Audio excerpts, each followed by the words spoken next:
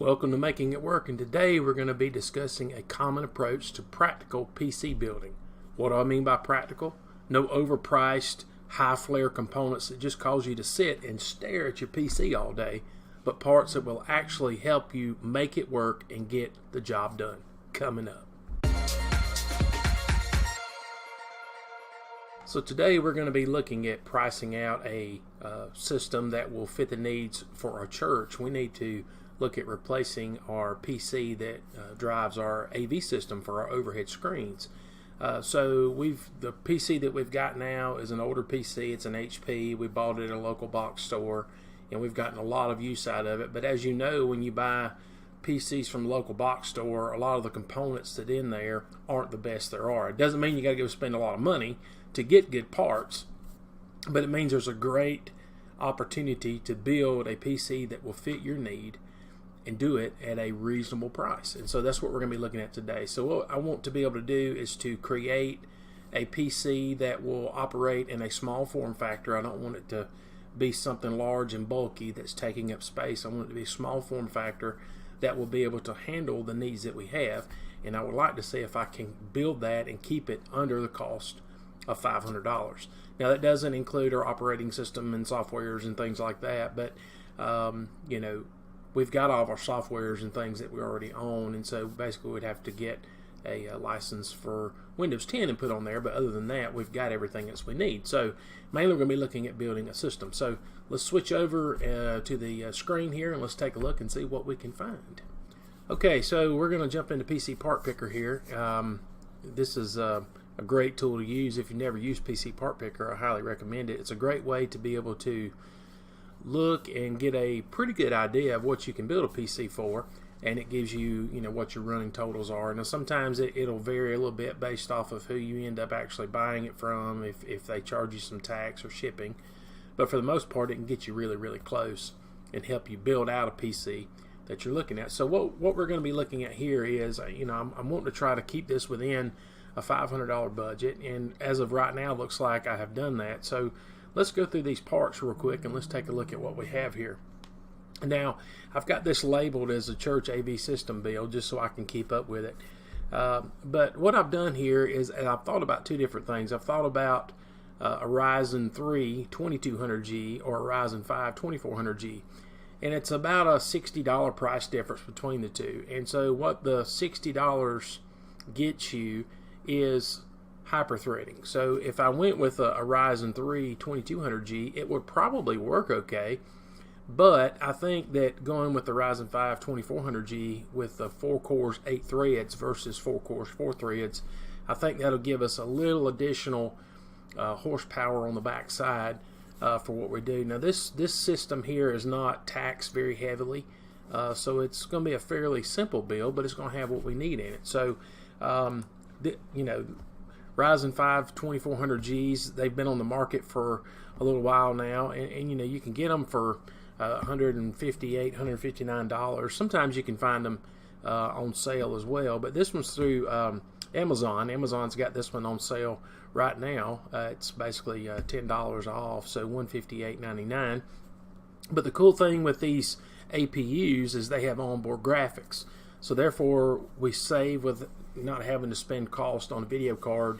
Just as long as I can have several outputs, whether I can output in HDMI or even DVI, I have some converters that I can attach to it and split out and do what we need to do with our signals. So because basically what we're doing is we're pushing the information to several screens in the sanctuary of the church, and so this should work great for that.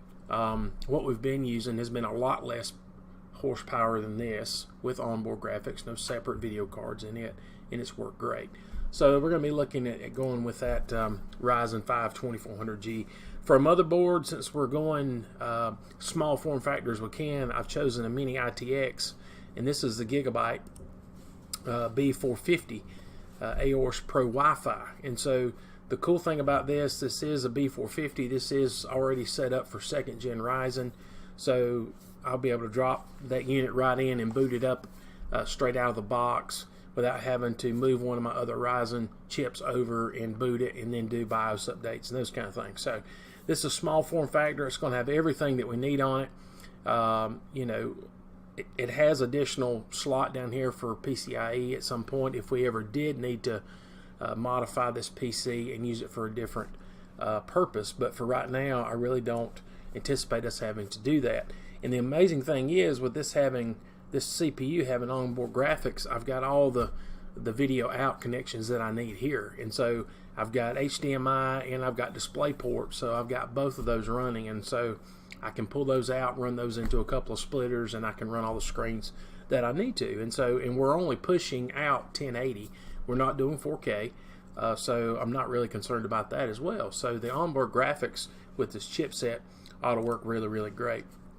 For RAM, I've gone with just a 8 gig kit of some Crucial Ballistics Tactical, and that's 3000 speed for $72.99. And you know, again, this is through Amazon, and this will work great for what we need.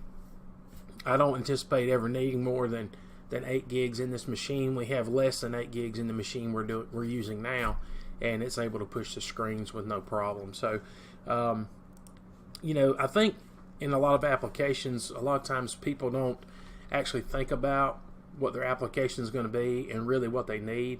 Now, you know, we could overkill this thing and we could put 16 gigs in there, and we could put in a lot beefier processor and put a video card, but we don't need that. So we're trying to make a practical approach to building a PC, keeping our costs down, but make sure that it fits the need that we have. And so therefore, for, you know, storage, I'm just going with a single drive. Now this is a SSD, but you know, for the money now, you know, this is a 240 gig Toshiba OCZ.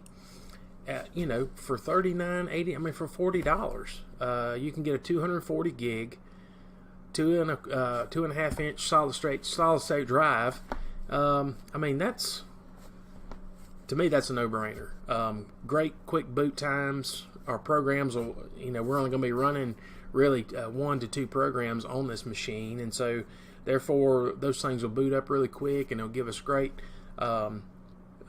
timings as we run through our programs and things at the church. So for the case, I really like this case. This is a thermal take, and this is a Core V1, and I've been watching this case for a little while, and it's been kind of hard to find them. They weren't available for a period of time, so people that had some, they were charging close to $100 for one, but Amazon has them back in stock now, and they're $50. And this is a great case to build in. It's got great airflow through these systems. It comes with a fan already installed in the front, and being small form factor, we can fit everything in there that we need. As you can see here in this image, you know, you can put SSD, and you can put a standard hard disk in there as well, and fit all the rest of your stuff in there. And then if you ever actually needed to expand this system and do some other things in there, then you could. So but you know, for our needs, I think this is going to fit great, and I've been wanting to build something in one of these cubes for quite some time, and so I think this will be a great fit, and it'll give us a great small footprint to be able to utilize a small amount of space there. And then for our power supply, I found this EVGA.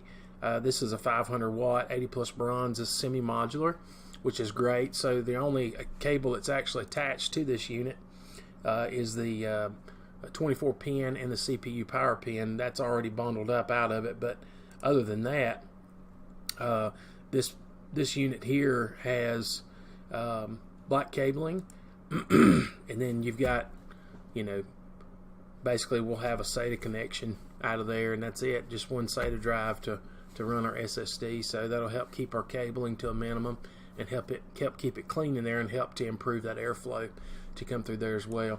And you know, that's it. I mean, that's all we have to get for this. You know, we've got a stock cooler that comes with the processor. We're not going to be overclocking the processor. We're just going to build it, put it together, and so I think this is going to be a great fit. So it's going to run about $490. And so I'm going to put this together and present this as an opportunity to be able to replace that machine. And so hopefully we'll be able to get this ordered here pretty soon, and we'll be able to do a video of the assembly and then show it going in and show it operating there for our needs at the church. So hope this video has been helpful to you today, and look forward to future videos to come. I've got a lot of different content that I'm working on putting together, and it's been a little while since I've put a video out. I apologize about that. I've been pretty busy with other things, but if you haven't subscribed, hit the subscribe button. We appreciate that, and thank you so much for watching. And if you have a comment or suggestion, please be sure to leave it down below. Maybe your church is doing some work with AV systems, and maybe you have a comment or question you would like to throw my way. I'd be glad to try to help you, or I would love to hear what your feedback may be as well. Hope you have a great day, and we'll see you in the next video.